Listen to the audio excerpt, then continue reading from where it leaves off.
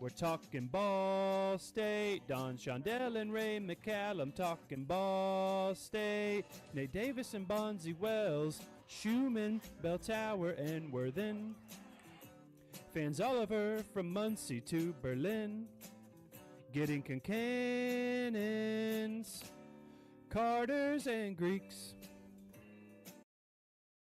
All right, everyone out there in Cardinal land, welcome to another live edition of Ball State of the Union, your number one Ball State football podcast. By the fans, for the fans. We're talking current headlines, exclusive interviews with Cardinal athletes and coaches, and fun off-the-wall debates that you're not going to hear anywhere else. Be sure to like, comment, and follow us on all of your favorite social media platforms. And as always, when you hear that voice, you know it's time for one thing, and we're about to be talking Ball State. I'm John, as always, joined tonight by Colin from Ball State Football Talk and Ball State Hall of Famer, NFL legend, man with a great hairdo, the one, the only, Mr. Willie Sneed. Boys, we're back. Another episode tonight. Big one. This is a big game. We're all excited for it. We look forward to it. We circle this every year on the calendar, and it appears we might be circling it for the last time for quite a while. So we're going to get into all that and more tonight. We have a special guest from the NIU Twitter world. He's going to be joining us here in just 1 second. But before we get to that, two things as always. Ball State of the Union is always partnering with the Shop Indy. That is www.theshopindy.com. Use that code BSUnion at checkout, and you will get free shipping on your order. Works for everything that they got. They got Ball State. They got the Colts. They got the Pacers, Indiana Fever, the number 2 ranked Indiana Hoosiers. I don't know why you want their stuff, but they have it. So if you want that or anything else, use code BSUnion at checkout and you will get free shipping. And Ball State of the Union is a proud member of the College Huddle. The College Huddle is a group of podcasts about college football nationwide, all different types of schools, all different type of conferences. If you're interested in anything college football, be sure to check out the College Huddle. Check out their website. Check out our page on there. You won't be disappointed. So give them a shout. One last thing, a personal thing here, and then we'll get to our guest from NIU. I want to give a shout out. Shout out is to Uncle Greg. This is my uncle. He's a big Ball State fan. He's an alumni. He's a big fan of the show. He's actually battling leukemia right now, and he's in the hospital. He's about to get a bone marrow transplant this week. Everything, I think, is going to be good with him, but he's a big fan of the show. He always listens. So, Uncle Greg, if you're listening right now, we're pulling for you. Go kick leukemia's ass this week, and hopefully we'll have you on the show some point to show everyone how big of a Ball State fan and alumni you are. So shout out Uncle Greg. We're pulling for you here. All right. Without further ado, that's all the love in the air. Now we're going to get to the hate. Intense rivalry for years now. Unfortunately, it seems like it's coming to an end, but this is not going to be hateful speech. It's going to be a respectful debate. We want to get some information about the opponent this weekend, NIU. We see them on the schedule every year. We play for the Bronze Stalk, but we need to know more about them. We need to know what we're getting into this weekend. So from NIU Twitterverse, this is the one, the only Samuel Hunt. Sam, thank you so much for joining us tonight. How are we doing? Doing good, man. First things first, praying for your Uncle Greg, man. Oh, yep. Did not know that, but he'll be in my prayers. Yeah, thank you. So we appreciate that. Anyways, with your account, Sam, that's how I found you. I saw you on Twitter.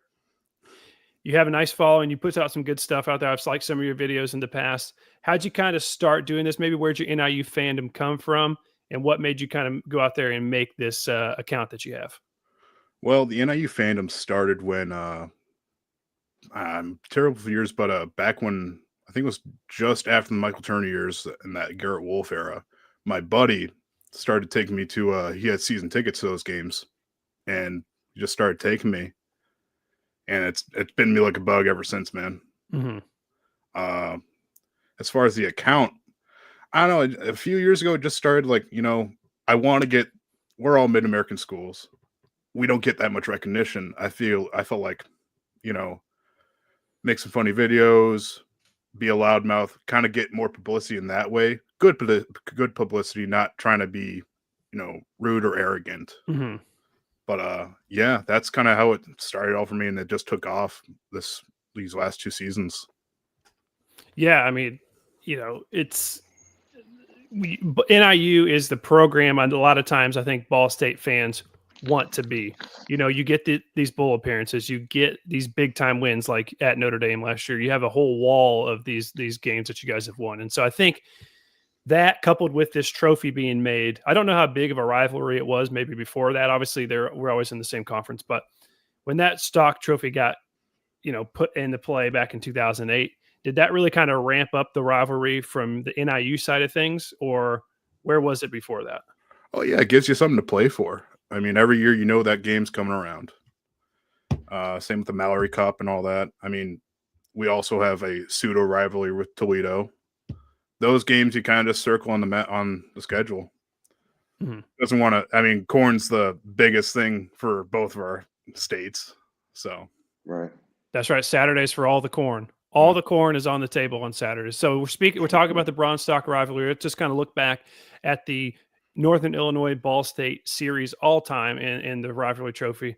Guys, this is the ultimate rubber match.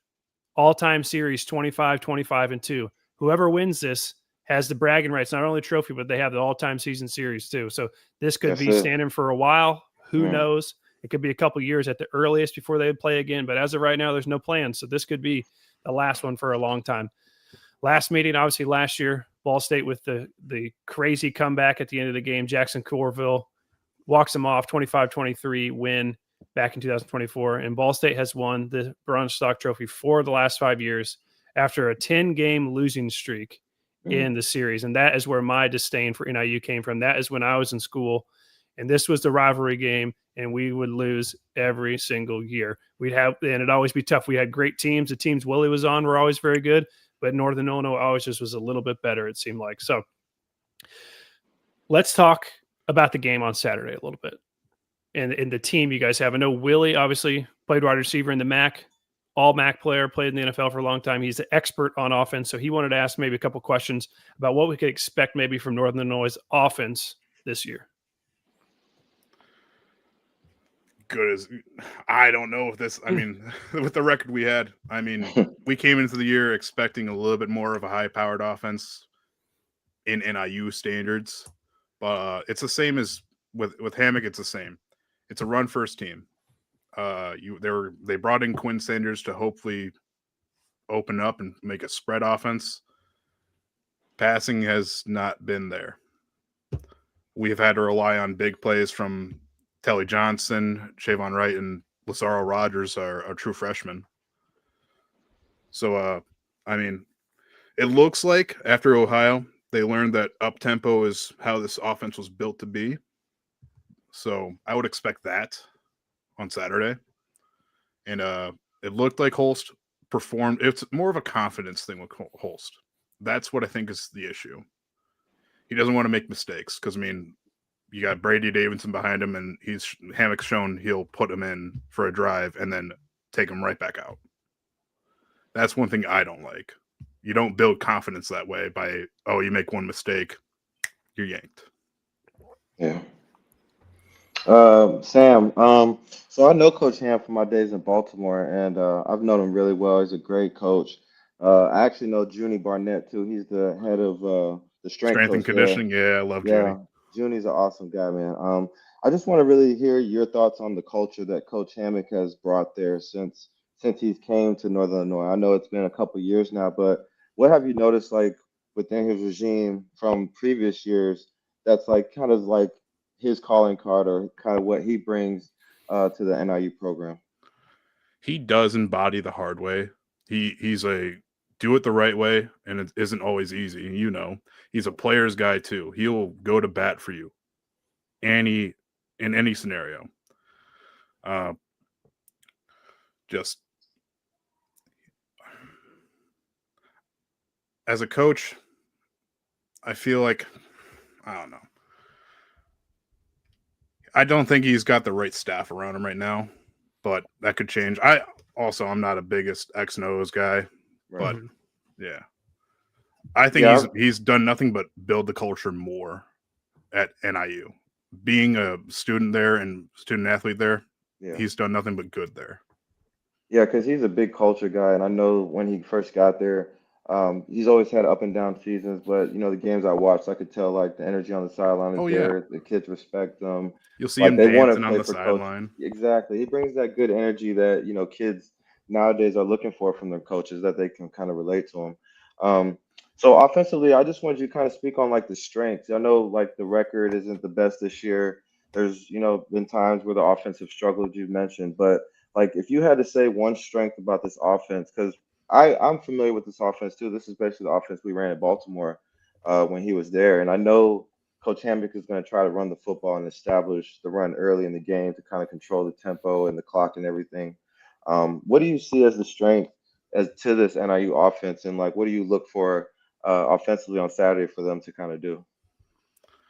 Like you said, running the ball. I mean, he's always got. There's one guarantee with the Hammock team. He's going to have a solid running back committee. Like I said, you got that with Siobhan Wright, Lazaro Rogers, and Telly Johnson. I mean, last year with Ontario Brown and Gavin Williams. I assume he's going to just pound the rock as best he can. Hopefully, open up the passing game for Holst with the runs. But yeah, expect a lot of runs and hammy ball, clock possession. Yeah, John, that's what I was thinking too. Like, I think they're really going to try to run the ball on us and kind of just control the tempo. But I always know Coach Hammock's offense has been a run first type of mentality. So I think, like, just going into this game, if I had to look at it, it's like, yeah, they're gonna try to bully us at home. They got the. Is it homecoming for you guys yet or No, we had our homecoming against Miami. Miami? Hmm. Okay, well that's Yeah. that's a plus for us then because no extra motivation there. No, none of the homecoming bump that teams get, like Ball State got last week. One thing I Yeah. wanted to say, what we're talking about, Coach Hammock. Obviously, don't know him like you two do, but I do love his sound bites that come out from him. He has some great ones, and he's pretty profound when he speaks too. He doesn't hold a lot back, and so before the season, I can't remember what exactly they were talking about, but I feel like he went viral in kind of the college football world a few times with some of the kind of the stuff he was saying. So I remember it being maybe about guys not being as coachable anymore, or parents or overbearing and stuff like that. And so it's good things that people need to hear, and a lot of people are thinking, but maybe aren't putting out there and saying as much. So Colin is more of he likes to kind of focus on the defense. He gets excited with defensive players and sacks and everything like that. So Colin, hit Samuel with whatever things you want to know about Ball State's defense. Which, by the way, I was listening to the press conference this week for the NIU game, and Coach Rumovich had a lot of good things to say about your defense. So, Colin, fire away. Sam, generally it seems like the defense is holding the opposition to, lowish numbers, but it's just the offense isn't able to score enough to, win the games. For example, that San Diego State game was 6-3.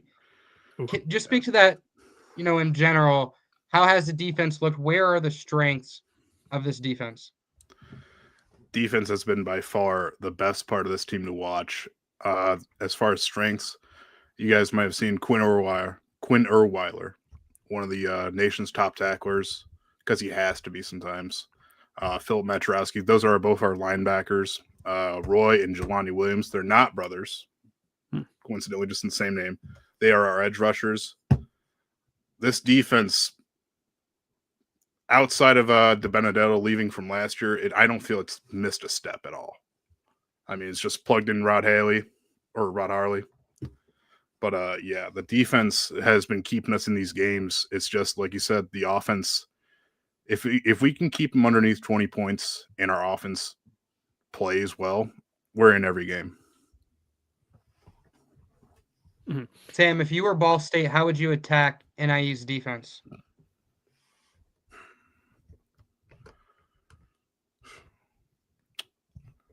I would say just keep pounding the rock in the middle. Sorry, I'm not that good of a. But yeah, no, just keep pounding the rock in the middle, and I feel like we have a decent secondary, but I believe they have the tendency to give up a big play or two if they just get behind them.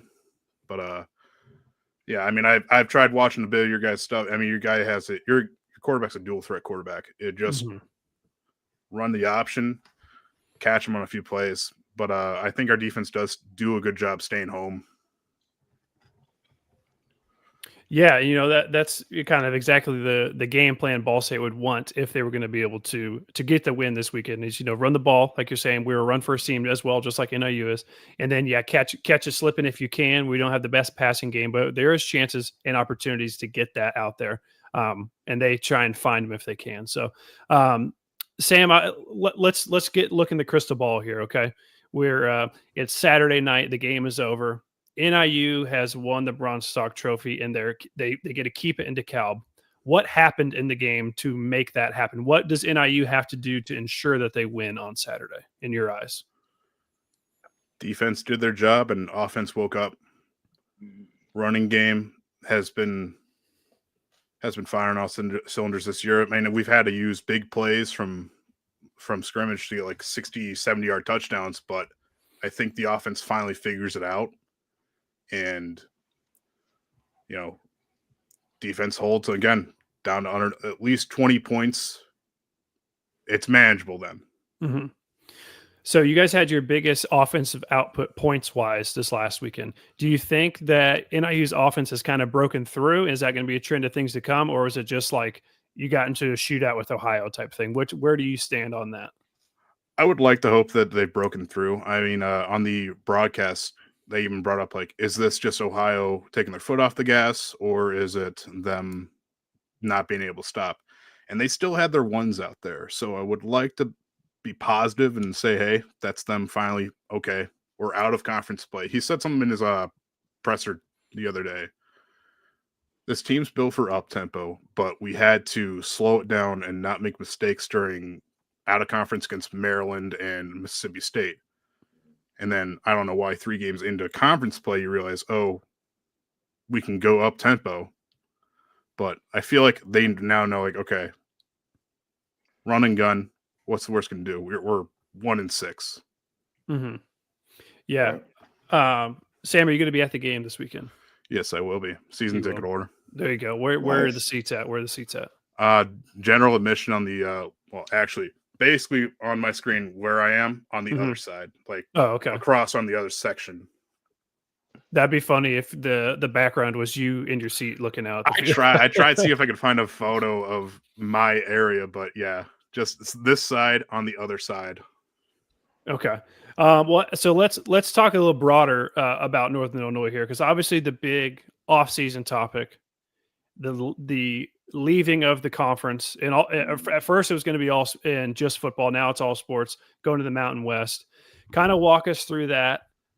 Maybe kind of the initial thoughts of, maybe you heard the rumor at first. Remember, it was Northern Illinois, it was Toledo. Maybe your initial thoughts on the rumor, and then kind of how everything's played out since then. Yeah, I heard the rumor, and I instinctively thought it's not going to happen. I mean, everyone knows the history of NIU moving and then coming back to the conference. Mm-hmm. But when it broke, I was like, I don't hate it, because I mean, it's just football, and it's not a secret. Our school is hurting for money, as most college, the enrollment fall off is coming. Mm-hmm. So, I mean, when the number got announced, and here's a question I actually want to pose to you guys, so the 5.7 number, or 5.7 per year for 6 years. Mm-hmm.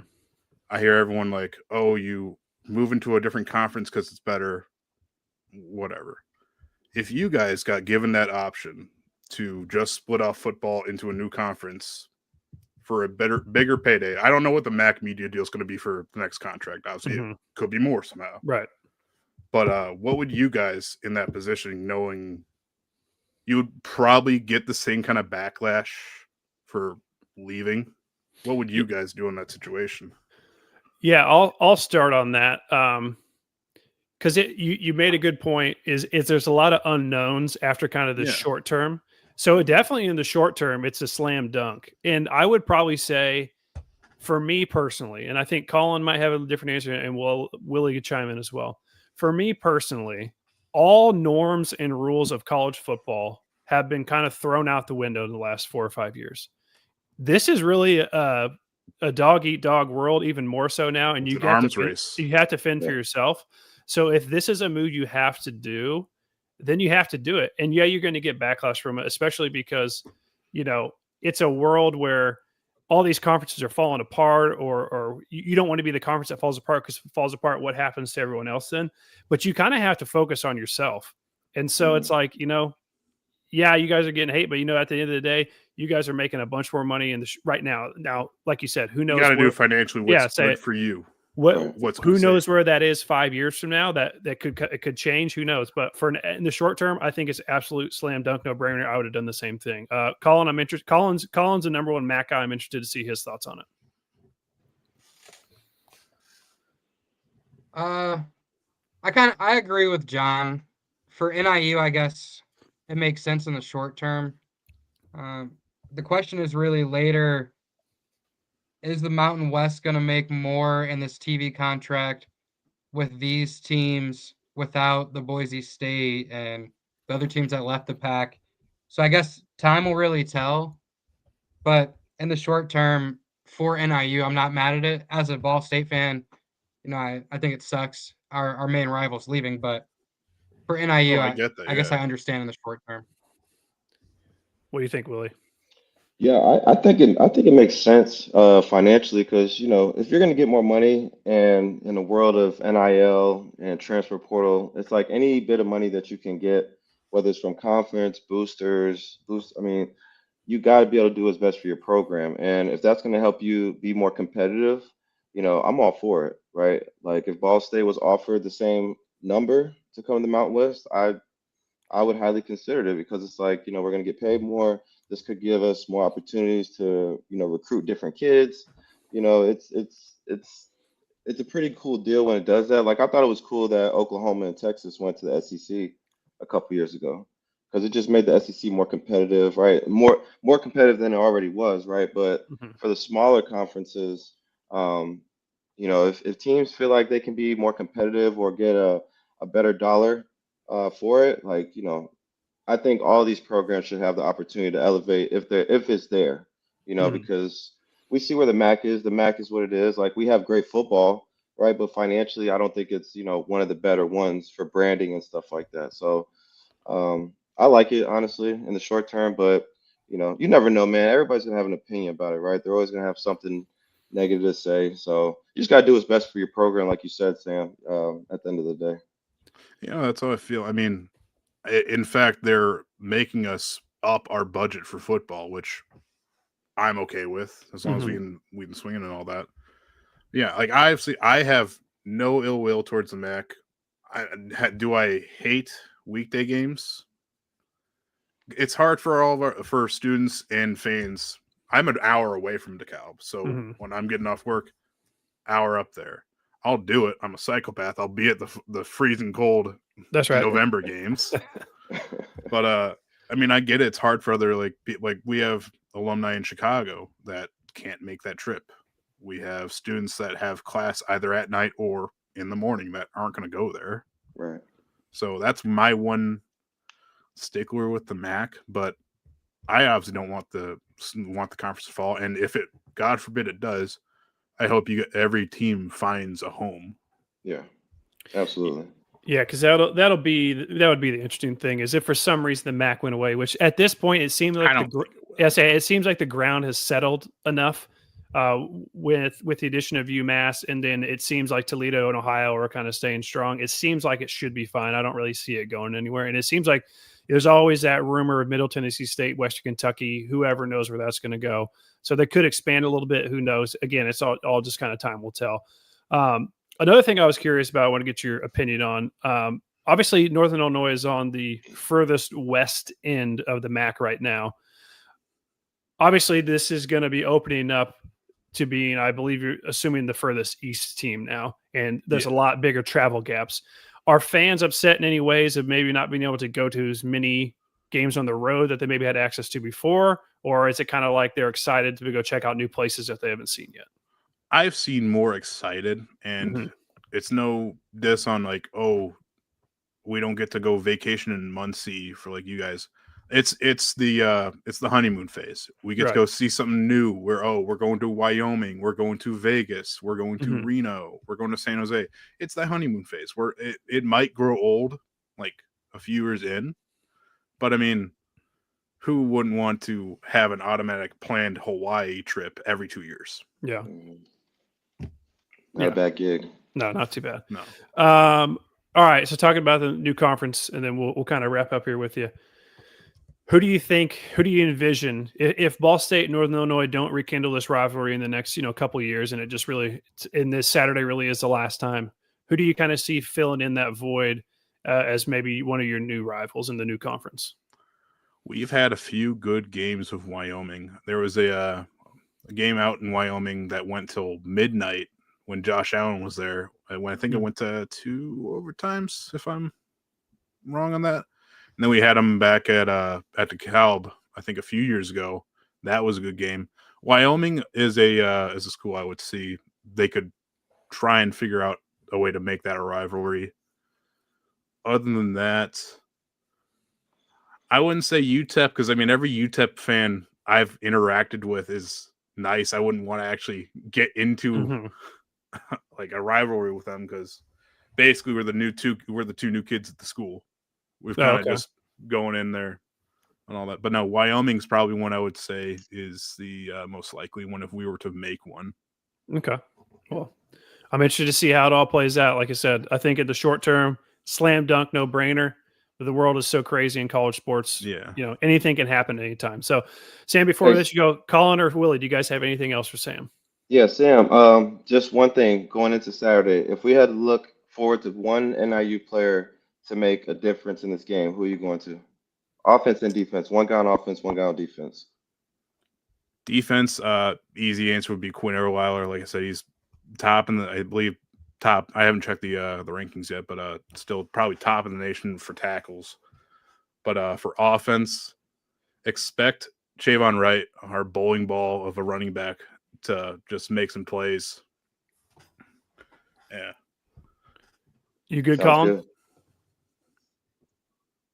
Yep. No, I appreciate Sam coming on to enemy territory. And good luck to you guys, except for this weekend. There you go. Same to you. Thanks So, for all having right. That me. was good for you Thanks guys. coming on, Sam. All right, Sam, thank you very much. We appreciate it. And yeah, we'll see how this one shakes out Saturday. It's a big one. So Yes, sir. hopefully we See keep ya. the stock. I'm sure you want it too. Winner take all. There we go. All right. Thanks, Ben. See ya. See you later, Sam. All right. That was Sam Hunt from the NIU Twitterverse, everyone out there. So if anyone has any questions or comments about our interview with Sam, about the game this weekend, your favorite maybe memory of the Bronze Stalk game, go ahead and put it in the comments wherever you're watching the show. And so, guys, I wanted to tell you right now one of my favorite memories from the Bronze Stalk game ever. Willie, we're going to take this back to 2013. The big game at Northern Illinois. Obviously didn't go how we wanted it to go, but it was a big game. But one of my favorite memories from that game. Do you guys remember the I'm a Ginger guy? Yes, in the stands. My guy, I'm a Ginger guy. This pops up all the time. And guess what, boys? I have him here tonight. No, you don't. Joining us, the No Ball State way. legend, I am a Ginger, Mr. Kevin Owens. KO. What's Johnny up, buddy? Claw. What's up, There guys? he How's it going? is. Let's go. He's here in the house. This is Kevin Owens, Ball State volleyball legend, but more known to me as the I'm a Ginger guy. One of my great friends, KO. Thanks for being here tonight, man. Hey, thanks for having me on. I'm excited. Yeah. So take us back. Like I said, this was a huge game. This was the trip, if everyone remember, where Jason Whitlock, he got the student buses and people got to go to the trip. KO made that trip. He got on the bus. Kevin, how did you get picked to go on that? And kind of walk us through maybe the drive over there and the excitement of that game. Yeah, obviously, a great season for Ball State football that year. We were all excited. Being a student athlete, you take pride in how all the teams do. And if I remember correctly, the university had set up some sort of point system. Like for every game you attend, you swipe your student ID, you get some points. And I think like the top 50 point earners got to go to that game. Mm-hmm. So we got to ride on the bus, got lunch or something, got tickets. So it was pretty fun. So a couple buddies and I were going. And yeah, we kind of spent the day just getting ready. We made some signs. and had no idea what to put to try to get us on TV. So we made a wide variety, and obviously you guys saw the one that got us on the screen. So what were maybe some of the other ones that do you remember any of the other ones that you made? So I think that sign that I took in was two-sided. I had the ESPN like vertically, and I think it said "Even Huskies chirp tonight." Oh, okay. Going crossways, which I thought that was the best one. I thought that was going to get on TV, but I think that screenshot is from when we stopped them on 3rd and goal or 4th and goal late in the third quarter. Yeah, it looks like it is. Like it looks later in the third quarter. It definitely says third right there. I was trying to find a video of this of you in the stands so I could play the actual video. I could only find the screenshot, but yeah, it looked like it was definitely late. Obviously, we're winning still. So after the game was over, and this made it on. I know this made the rounds everywhere with Ball State people. Did it get much traction elsewhere online? Did you hear from people after the game was over and say, "Hey, I saw your sign on TV"? Kind of, what was maybe the reaction after the game? Because I remember watching it live and I was dying laughing because I knew you were there with us. Yeah, it was. I could feel my phone blowing up a few seconds after that stop, so I knew the camera was looking right down the goal line at us. But yeah, I had a ton of buddies texting, "Hey, was that you? Were you at the Ball State NIU game?" So yeah, it was pretty funny to reconnect with people who had obviously kept up with Ball State football, and yeah, it was a lot of fun. Just reconnected with some old friends, some other athletes. It was a good time. So obviously, did not end how he wanted to. Again, this is a huge game. If people who are younger fans out there who don't remember, this was a 9-1 Ball State against a number 15 9-0 Northern Illinois under the lights midweek game. It was a huge game. Kale, what was kind of like the mood on that long bus ride back after the game, where unfortunately we weren't able to get it done? Like, I assume it was a much different feeling than the ride up there. Yeah. Coming up, we're so excited. Boys are playing great. It's a huge opportunity, playing a top-ranked team. And then, yeah, it felt awesome because we played so well, having a lead here in the second half. I think it was a pride thing, being an athlete. We knew, like, hey, we played really well. That's a great team, right? They've got NFL talent. So we were, of course we want to win, but we were proud of the way we played. And it was just such a fun experience to get up and go. And luckily we had a couple buddies on the same bus, so it was still good, not quite as electric as the way up, but yeah, we were just proud of the way the guys played, and it was a lot of fun. All right, before I let you go, Colin or Willie, do you guys have any questions for the icon that is Kevin Owens?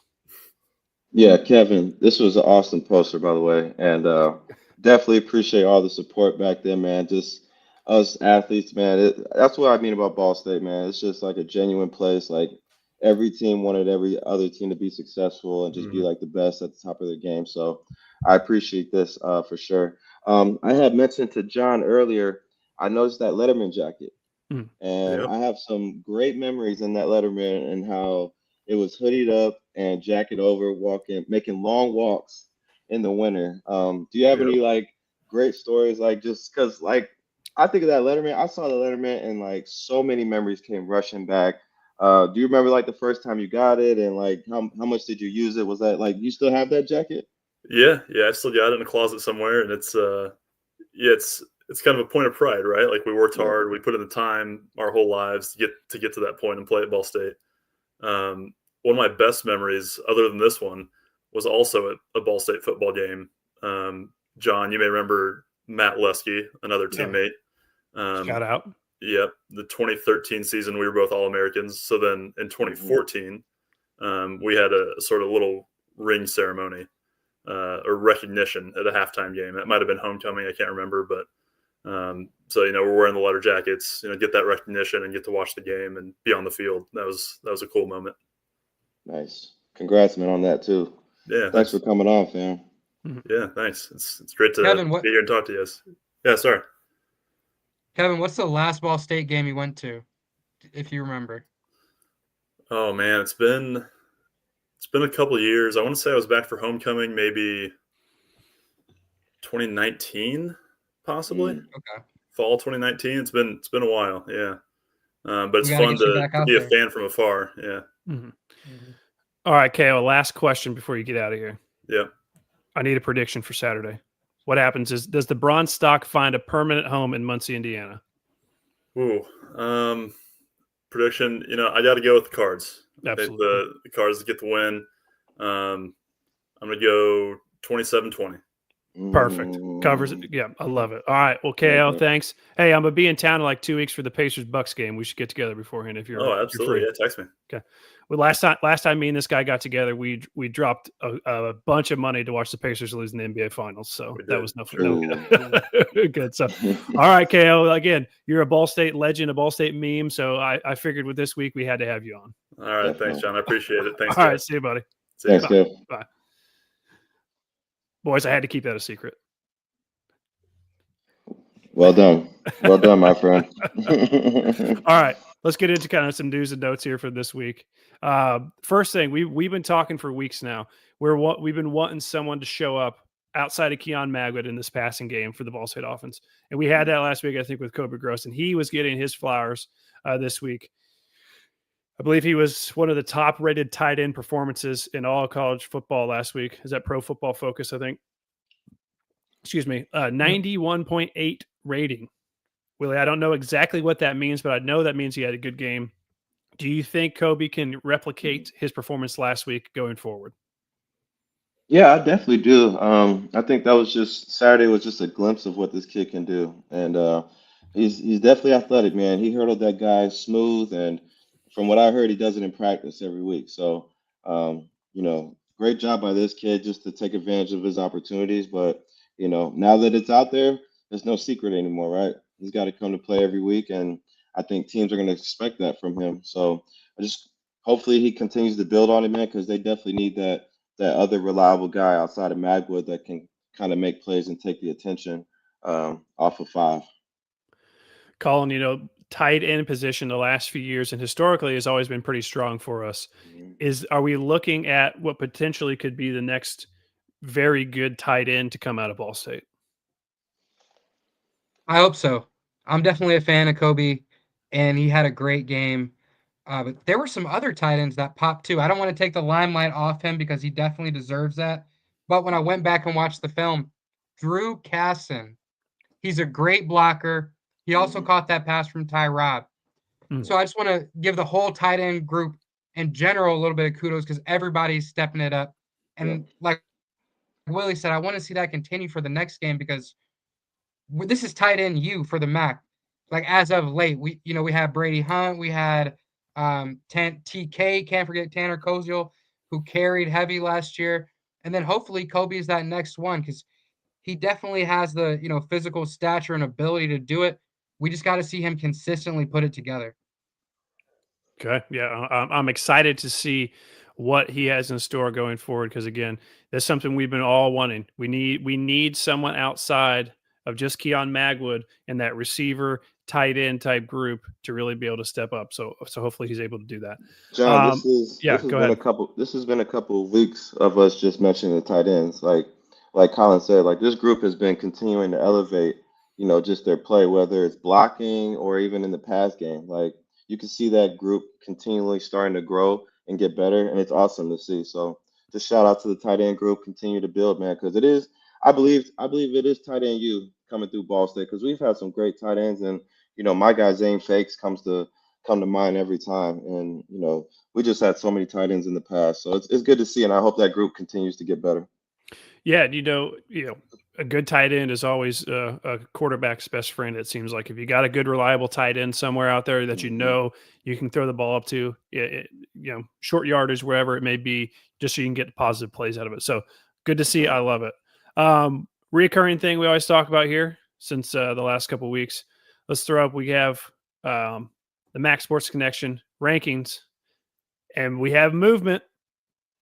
Ball State has moved up to number 8, and actually, I want to shout them out. I like the arrows that they added to this. They put so you can kind of see what's happened. So, Colin, Ball State was stuck on 9 for a long time. It seemed like at times we didn't think they should be. There's other times where they definitely should have dropped, and they didn't. We finally have some movement. Do you see the Cardinals keep moving up as the weeks go?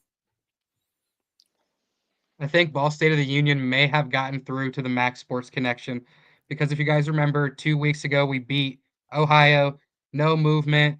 Then they might have been a little timid because, then we take a huge loss against Western Michigan. No movement. Now we beat bottom dweller Akron. And we get a bump of 1. And I'm not going to, push back and say we don't deserve it. I definitely think we deserve it. We played great. But maybe Eastern Michigan must have done something to fall. Because why did we jump them on this if we didn't jump after the Ohio? But when they're moving you up, I don't want to complain too much. So I agree. I love what they did with the arrows, and it looks good. It looks good. So Willie, we'll get into. I guess I just can ask you.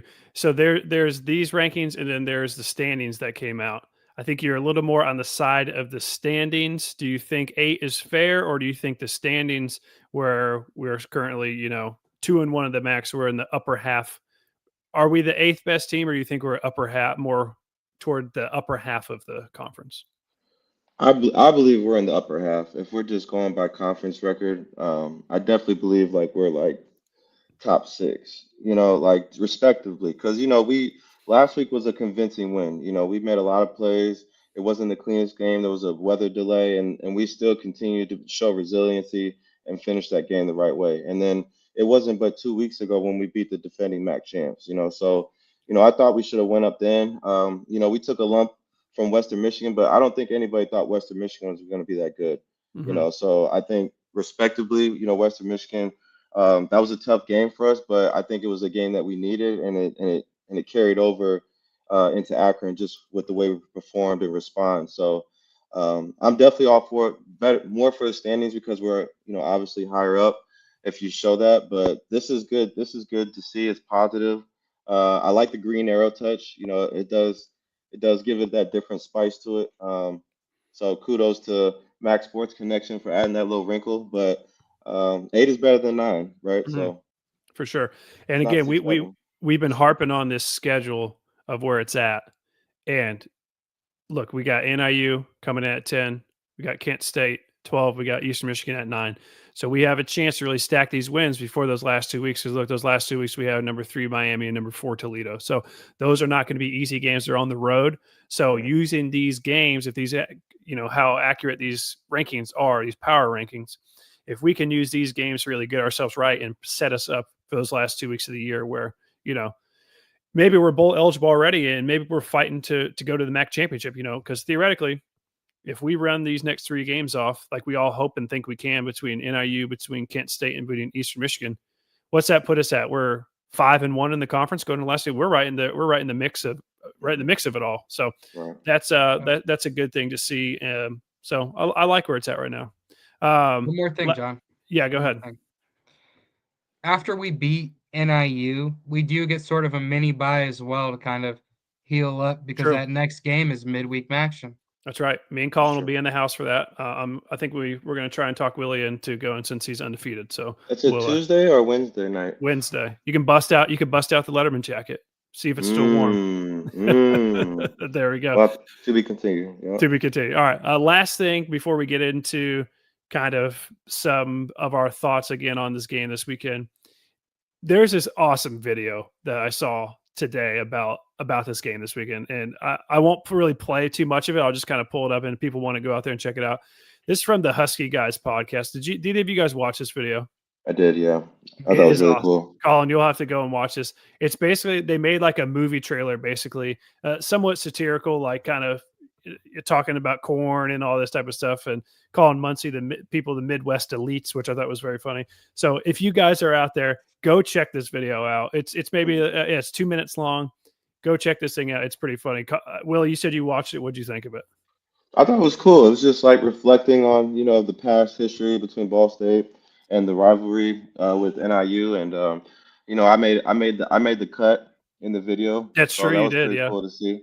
But yeah, it's just the tradition is coming to an end, unfortunately, and I think this was just like a real reflection of the rivalry. If people didn't know about it, it's something that they can watch and kind of see the history of it. And Saturday's gonna be special, man. Whether it's gonna be a battle, like Sam said, so it's gonna be one of those special games. And this is just a cool video that kind of just like emphasize the meaning of this rivalry.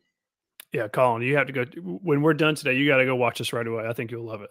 But yeah, so shout out to Husky guys. I mean, obviously, again, Ball State, NIU, big rivals, but I can admit when something good has been put out there, and this was awesome. So everyone, go check that out. So okay, we've talked a lot about the Bronze Stalk, about maybe from the NIU perspective of things, but this is Ball State of the Union.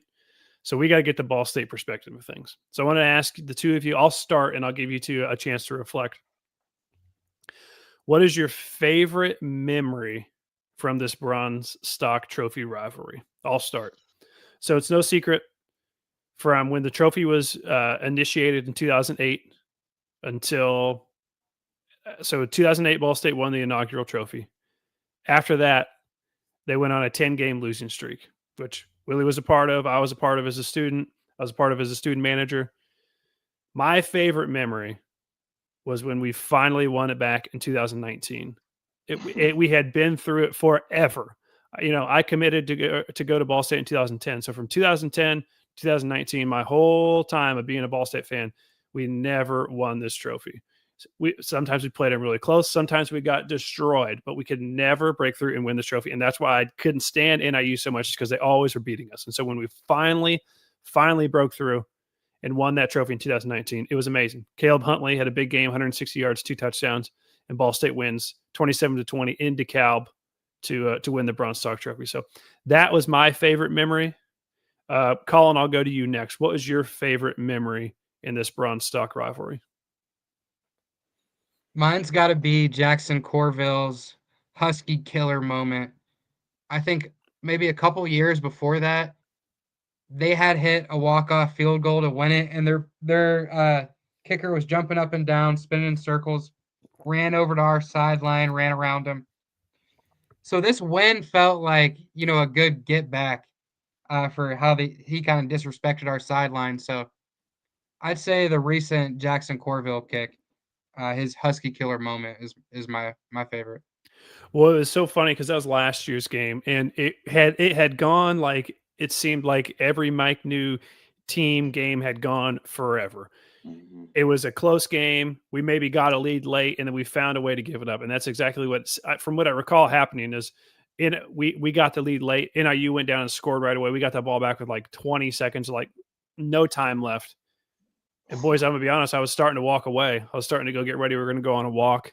And then I hear something in the background. I'm like, what is going on? So I run back out there and I look up, and they're about to kick a field goal. I'm like, wow, how did this even happen? And he made it, and I went nuts. So that is a great pick. Jackson Corville, Husky killer, as he called himself. So yeah, great pick right there. Willie, before I get to you, I want to remind everyone out there, put your questions, put your comments in the chat, whatever you got. Tell us about the rivalry.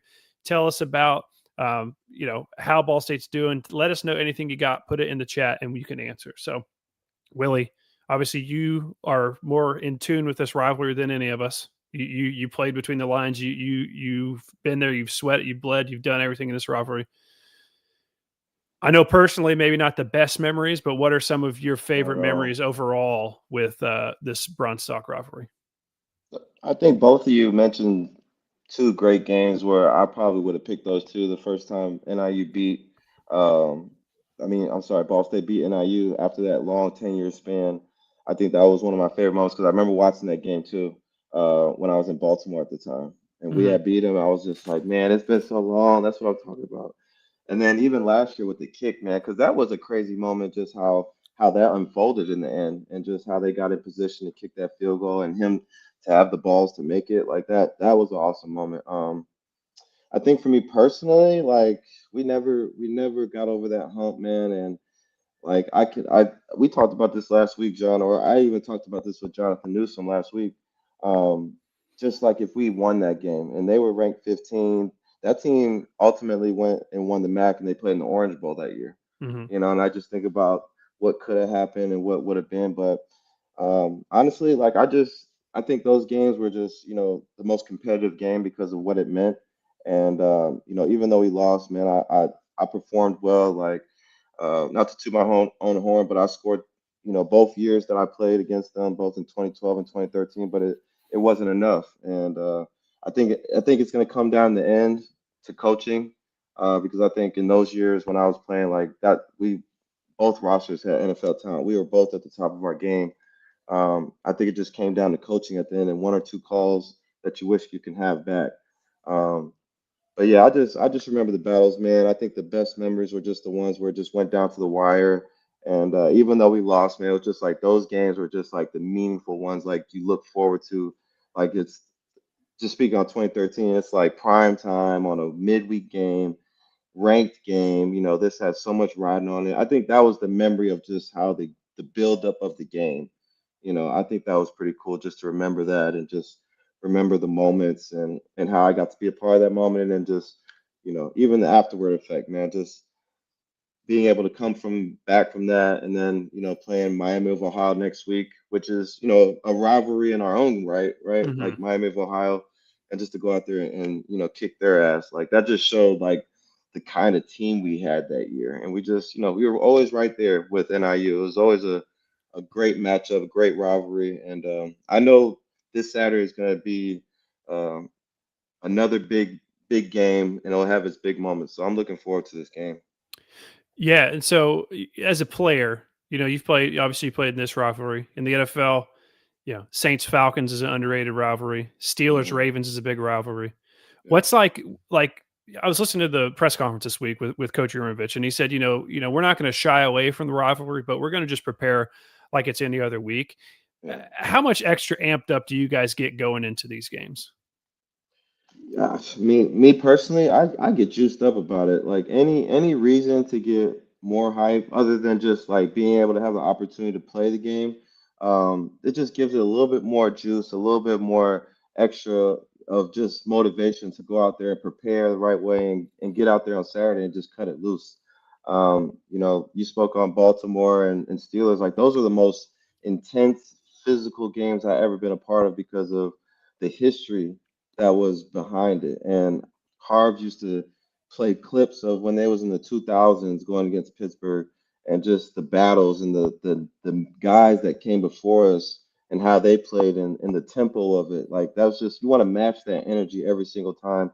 And speaking on Ball State NIU, it's just we knew it was gonna be one of those dog fights because they was always respectable, they always been good, and you always gonna get their best punch. So, for us it was just always having that mentality to already be going, getting ready.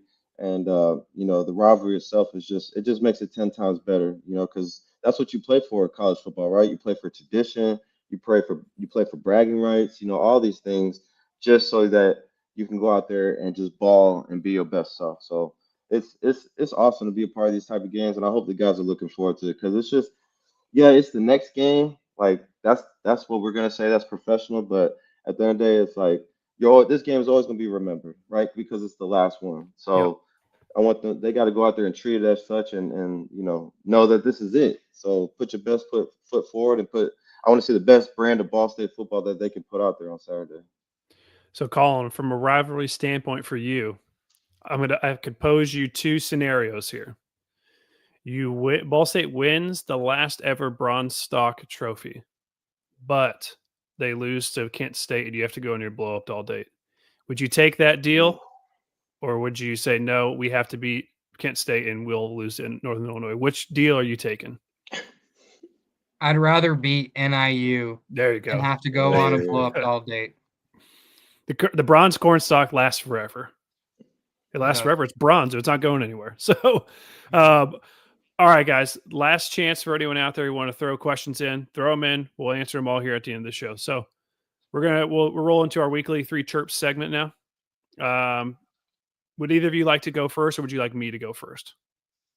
I can go first. All right, Willie's going to start us off. Willie, what are your 3 chirps for the Northern Illinois game? All right. So last week was a good week, man. We hit a couple of our chirps just to recap.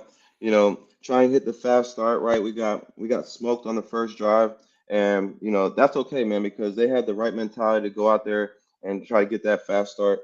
And that's my first chirp of this week is to continue to press the fast start, set the tone, because that when you do that, when we come out and we have conviction and we're executing the offense and we end up putting points, we put pressure on this team early. And that goes into setting the tone for the whole game, right? That's what we got to look for in the first drive, whether it's offense or defense. Look to set the tone. That's my first chirp. Um, Number two, special teams played a great role last week with the punts, Saul flipping the field a couple times, and then at the end of the game, TJ Horton icing the game and putting the ball in the end zone on a 90-yard return. Man, that was awesome to see, and that's what we've been talking about these past couple weeks: is special teams playing a factor in these games and game-changing moments. Right? We were talking it up. We continue to emphasize it. Right? And we got to see it last week, not only just at the end with the kickoff return, right? That was the one everybody saw, but even with the punt game, the kickoffs, like special teams has been playing solid, and you just continue to see them get better each and every week. So this week, my second chirp is to just have the special teams continue to play solid, play together, and create a turnover, right? When we create a turnover, the chances of us winning the game it goes through the roof, right? And we want to continue to add pressure on Northern Illinois, who's not in the best shape right now. They're 0-3 in conference play. They're desperate, right? So they might try to do stuff on special teams to steal a possession. We have to have the right mindset on special teams and make sure that we don't go for none of the BS, right? Make sure you're staying home, be true to your keys, and then the return game, make explosive plays. TJ Horton, if he could do it again, dude, is going to be something serious.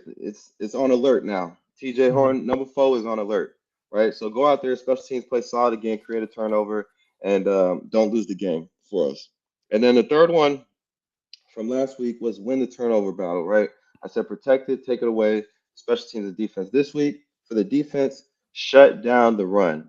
All right. I think Sam made it known that this team strength is to run the football. And I think last week you said, John, that was their best offensive performance. So I think at home, they're going to try to establish the run early. And I think that's where we have to be gritty, and we have to be able to make every yard count for these guys. Eliminate the run and make them one-dimensional in the passing game where they're lacking at receivers. The chemistry isn't there. They're not really doing well in the passing game. We have to make them one-dimensional and force them to throw the ball so that, when the ball's in the air, like last week, we got 2 turnovers.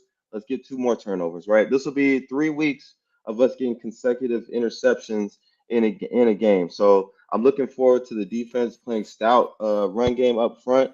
I want to, shout out to Nathan Voorhees, man. I hope he gets a sack or 2 just to continue to work towards that record. But I think if they shut down the run, make them one-dimensional, the DBs in the secondary can be opportunistic and start making plays on the football in the air. So those are my 3 chirps, guys. Let's lead us to victory, man. Want to know. Okay. Colin, your 3 chirps for the last, potentially ever, Bronze Stalk game. My 3 chirps today are highly influenced by our guest, Sam Hunt. So I got final score 20-17. It's going to be a close game, going to be a nail biter. But I do have 20 points as that magic number. So my 3 chirps. Number 1, no missed field goals. We can't have any missed field goals. This is going to be a tight game, a low-scoring game. If we get a kick up, we got to make it. I'm not too mad about the 53-yarder or 52-yarder, whatever it was last week, but anything inside like 45 or less, it's got to be money. The second one was going to be win the turnover battle, but Willie beat me to it. So I'm going to say nothing easy in the air. That last game, especially the first half and third quarter, our secondary was getting shredded. And that's something we got to make sure doesn't happen because, honestly, their quarterback hasn't been that great this year. So we can't be the defense to give him some confidence and get him rolling. And third and finally, I want to see Quay over to have another 100-yard game, another 100-yard rush from Quay. When he does get going on the ground, it helps Kyle Kelly get going on the ground and then helps our passing game get going. So my third and final chirp, Quay over 100 yards, John. Yeah, I don't remember exactly. Maybe one of you 2 remembers, but I don't remember exactly Quay's yardage against Ohio, but he definitely had over 100 yards last week. He definitely had over 100 yards against New Hampshire. So that could be that secret sauce number to kind of, ensure a Ball State win is if we can get Quay Ashley over 100 yards. So my 3 chirps, number 1, for Ball State to get where they ultimately want to go, where the fans want to go, we want to see us playing in December or in January. We have to figure out a way to win on the road. 3-0 at Schumann Stadium, 0-4 on the road right now. This is the best chance. There's only 3 road games left. This is the best chance for Ball State to get that road win to ensure that they have a chance to get to 6 wins and go to a bowl. So we got to figure out a way to win on the road. It doesn't matter how we do it. It doesn't matter what the score is. It doesn't matter if it's pretty. We need to come back to Muncie with a win under our belt so we can prove that we can win on the road and really set themselves up to that bowl eligibility mark that I know all the fans are clamoring for. Number 2, second chirp. I want to get us out to an early lead. We still really haven't done that, because last week it was 8-0. Akron scored and went for the 2-point conversion, started the game, correct? Yeah. Yep. So we're still waiting on that lead. When Ball State is able to play with the lead, we can run the ball a lot more effectively. We can run it a lot more. So I want us to get an early lead. Maybe I put too much pressure on them last week, insinuating they need to score on the first drive. It's not even necessarily that. Let's just get an early lead. I know they led after the first quarter last week for the first time. So let's get an early lead. We play a lot better when we do that. In my third chirp, this is very cut and dry. This is very simple. That Bronze Stalk better be back in Muncie, Indiana on Sunday. Bring that trophy back on Sunday. This rivalry is ending. This is one that a lot of Ball State fans sat through 10 years of losing every single year, watching that trophy go. NIU, like we were talking to Sam, good for them. They're on to bigger and better things as of right now. How long that lasts, who knows?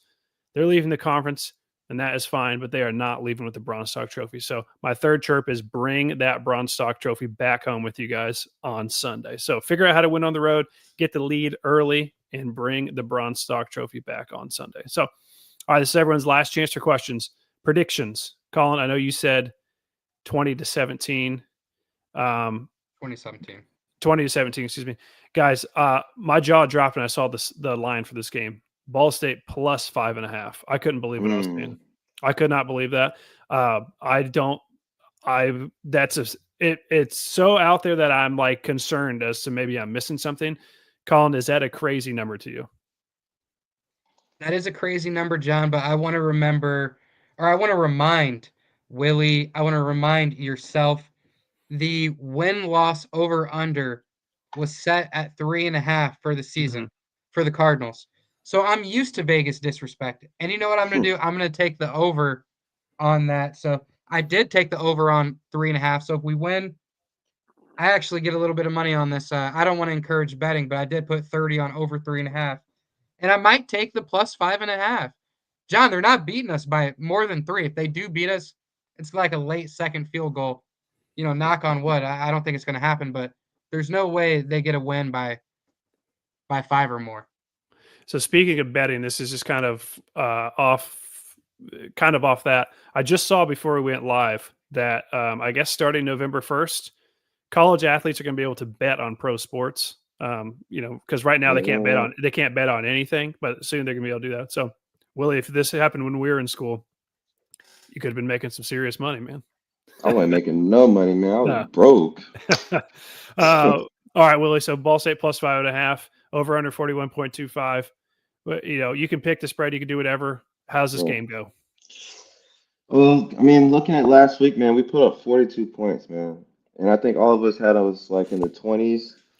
So prediction wise, like I'm going to call 28-13. I think we have a good performance. Offensively, we get going. The defense is stingy all game, but I'm going 28-13 Ball State win. I don't really play the over under plus minus. Like I don't really like fully comprehend what this stuff is, but I just know that we should beat these guys by 2 touchdowns and bring that Bronze Stalk trophy home. That's right. I'm with you. I'm going to go Ball State win. I'm going to go 21-10. I think this is a better defense that Northern Illinois has than what Akron had.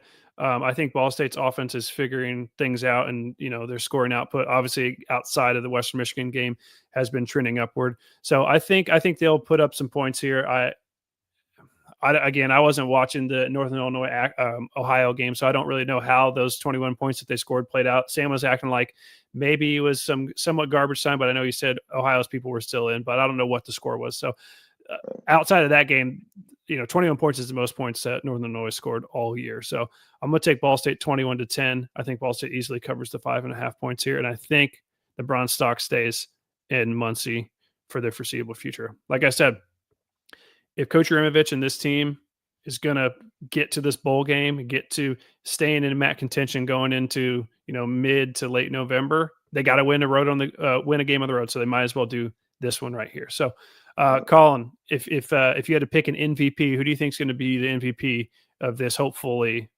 Bronze Stalk victory this weekend? It's hard not to pick Kyle Kelly. Mm-hmm. He does everything for the team. He's the heart and soul of the team. Where he goes, we follow. So, I'll pick him on offense. Then on defense, going 2 sacks for Nate Voris. All right, Willie, what about you? Anyone different than those guys? Offensively, I want to see. I think Quaid will have another good game. I think he'll have a strong performance if they get him going and he's able to get some momentum going early in the game. I like him, and I think if he goes over 100, we definitely seal the victory because I think that's a real stat line, John. The games he's got over 100 yards, they've won those games. Defensively, I think my linebacker guy Joey Stemler, right? Is that his last name? I think he has a great game. I think he's playing like a man possessed. That he's in that mindset of just really trying to make this run because he's a senior man. I know he wants to go out with the bang this year. So I look for Joey to have a really big game and just making a key play on defense to kind of put the game in our favor. Okay. I'm gonna go with Colin's pick here. This is my personal message to Kyle Kelly. If you hear this, if you're listening, if you're able to pull off a similar performance that you did last week against Akron this week and secure this win, I will make it my personal mission to make sure that everyone for years to come remembers that you were the quarterback to keep the Bronze Stalk Trophy in Muncie, Indiana. So that is my personal promise. If you guys are able to deliver the victory and you're able to replicate what you did last week, I will make sure on this show, wherever, that you are never forgotten as a Ball State great. So Kyle Kelly, that is my promise to you. So if you deliver me that Bronze Stalk Trophy, that's what I'll do for you. So that's kind of where I'm going with my MVP pick for this game. So. All right, boys. I'm ready. I'm pumped up. I'm ready to go. I want to see this win. All right, let's go over the schedule and we'll hop out of here. So, Colin, you are planning on doing the spaces after the game, correct? Indeed. Okay, so after the game is over, hopefully it's a celebratory win. Go over to Ball State Football Talk on Twitter, and Colin will have a spaces going. He can go over the game. You can sound off. You can let him know what you're thinking and celebrate or commiserate. We'll see. And then we will do our post-game show on Sunday night at 8:30 p.m. And one last thing before next week, we'll have to figure out our show next week because obviously it's like a mini bye week kind of thing. But on Monday, it'll be the second episode of Cardwood, the Ball State men's volleyball podcast presented by Ball State of the Union with me and Troy Moses. We're going to get it out we're going to let it out Monday morning because Monday night is the exhibition game against Purdue Fort Wayne. So we want to give everyone a chance. This is going to be our season preview episode. So we're going to go over the new faces, who's left, who's back, coaches, schedule, all that type of stuff. So if you're a Ball State fan or a Ball State basketball fan, be sure to check that out as well. So that is going to wrap up this edition of Ball State of the Union. Guys, the stage is set. The final Bronze Stalk game between Ball State and Northern Illinois. One last battle. Ultimate bragging rights. Again, 25-25-2. Whoever wins this, it goes out on top. So if you enjoyed this show, be sure to give it a like. Be sure to subscribe. Turn on notifications. Do all those things so that you never miss anything that Ball State of the Union has to say. And, you're going to want to hear, hopefully on Sunday, that we're celebrating with that trophy. So until then, everyone out there, thank you for joining us tonight. Oh, actually, hold on. I'm about to say no questions tonight. I'm missing stuff. I'm sorry. I'm about to wrap us up too quick. Shay, I got 2 questions here, or 2 comments from our friend Shay over on Twitter. I can't believe. Sorry, Shay. All right. Shay he got to meet Desmond Howard in the press box in 2013. I think he was calling the game at NIU. He told me the connection between Keith Winning and Willie Snead was a connection he hadn't seen in a long time, and that he was spoiled that he got to watch it every weekend. Ooh, high praise from a Heisman Trophy winner right there, Willie. Funny story. I met him this past summer at a Heat game. He was trying to be incognito, and me and my wife waited the whole game. We just ended up just walking up the bleachers, and then lo and behold, there's Desmond Howard just standing right there. I'm like, wow, look at this guy. There you go. So, did you say anything to him? Oh yeah, we took a picture and everything. Like, I pointed him out. He's a really cool dude, though. Like Mm. really down to earth, humble guy. So we had a good conversation, took a picture, and kept him going. But he knew who I was because, like, this guy's a Heisman Trophy winner. Like, I didn't expect him to know, just little old me. Mhm. You know what I'm saying? But he's a really cool guy. So funny Desmond Howard story. Yeah. And then one more thing from Shea. He said that because he was a student manager at the time. He said that bus ride home was the worst I've ever been on. So the Jordan Lynch spin out of Newsom's sack is on repeat on Oh, SportsCenter the goodness. whole ride back. He said NIU cannot walk away with that trophy. He said he's going to pay for the trophy case outside of the shoe if we're able to keep it. So Shea, better open up that wallet, man. So It's coming home. there we go. Perfect. All right. Well, that is going to do it for Ball State of the Union. So until Saturday night, chirp, chirp, and go Cardinals. See you later, guys.